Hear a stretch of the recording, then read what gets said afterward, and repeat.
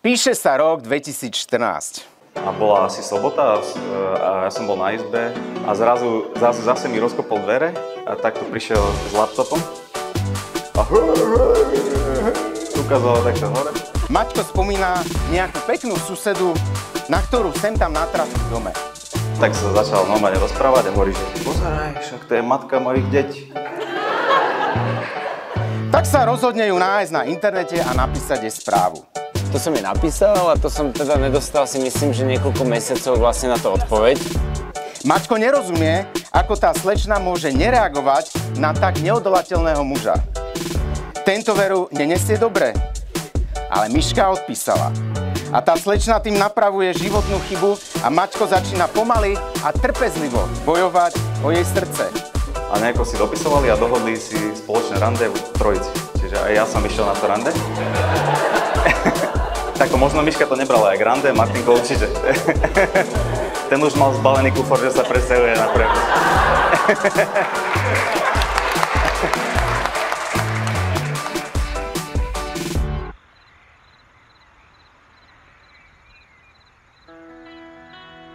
Dnes sme sem prišli oslaviť vašu lásku. Láska je zázračný dar, ktorého najväčšou oslavou je práve svadba. No a manželstvo asi najväčšie dobrodružstvo zo všetkých medziľudských vzťahov. Fyzické a duševné spojenie, ktoré si sľubujeme do konca života.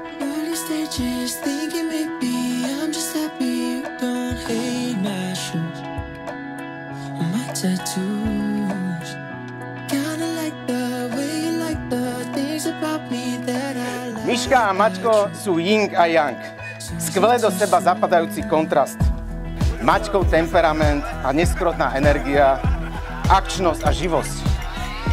Na druhej strane Miškina kľudná sila, pokojná vodná hladina, vie trpezlivo ustať všetky situácie a vnáša do nich harmóniu, vtip, nadhľad a je vždy sama sebou.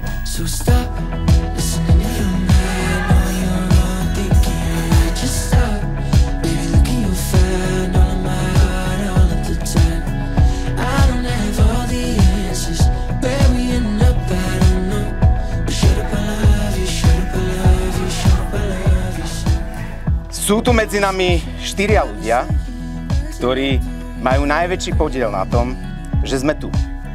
Vaši rodičia. Děkuji vám všem, kteří jste přijeli, aby jsme společně oslavili svatbu Míši a Martina.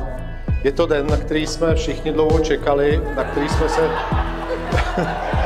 všichni těšili a myslím, že jsme všichni nadšení z toho, jak to tady krásně vypadá, jak to všem lidem tady sluší.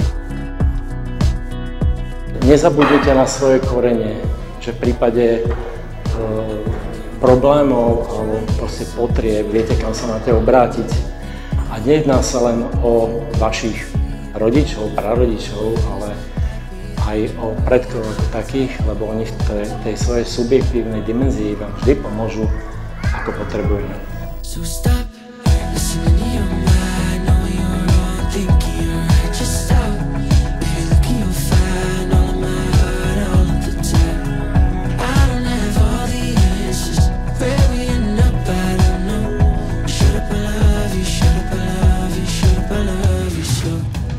Ste tu s tým, koho milujete najviac, no a nie je snáď nič posvetnejšie, než stať pred všetkými vašimi blízkymi a slúbiť si vzájomnú lásku.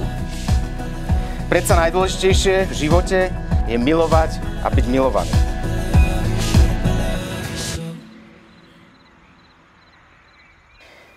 Drahý Maťko, berieš si Mišku za svoju manželku, sľubuješ, že ju budeš milovať a ctiť až do konca svojho života, úprimne a s rešpektom, láskavosťou, žiť s ňou a opatrovať ju v zväzku manželskom, že ju budeš neochvejne milovať a vždy budeš pre ňu oporou?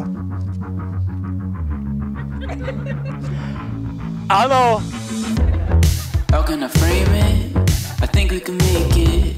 There's no need to fake it. Oh no, no, no, no. Mišu už znám vlastne 20 let. Pokud aspoň trošičku z toho, co všechno Miša v něm ovládl těch 20 let předala tobě, Martine, anebo někdy v životě předá, tak si myslím, že můžeš být ten nejšťastnější člověk na světě. Až po mým manželovi teda.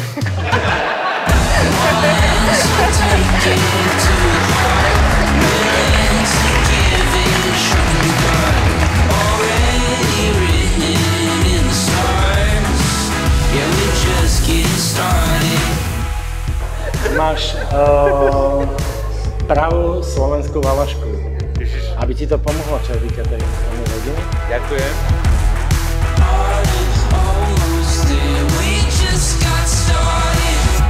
Chtěla jsem říct, žijte si svůj život, ale žijte si ten svůj sen, žijte ho dál. My tady pro vás všichni budeme a těšíme se na další společné chvíle a zážitky. Na zdraví.